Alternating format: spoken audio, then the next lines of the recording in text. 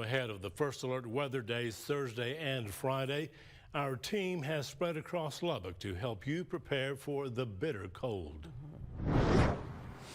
KCBD News Channel 11's Brittany Michelson and Patricia Perry join us live now.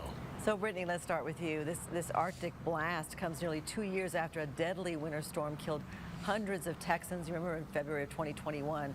So when it comes to keeping the power on this time, what has changed?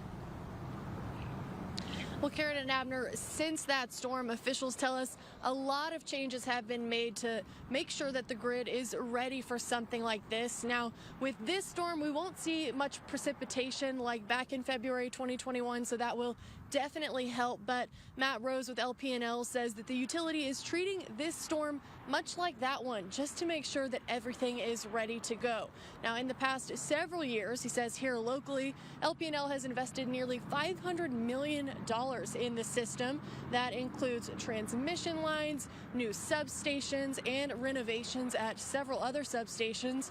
On top of that, he says across the state, legislation forced every power plant across Texas to fully weatherize their plants to make sure they're ready for those cold temperatures. He says LP&L has a lot of confidence that with those reforms, along with improved communication between agencies, that things have really moved the needle here.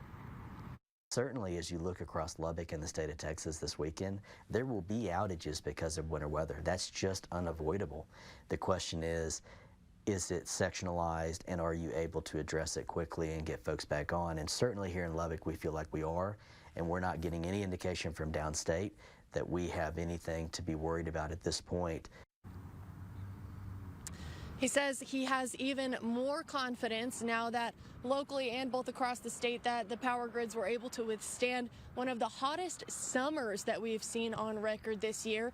Now, whether it's prolonged heat waves or freezing temperatures like we're going to see this week, LP&L here locally does proactively suspend its disconnect policies for a few days during those extremely cold temperatures, just to make sure that people are staying safe.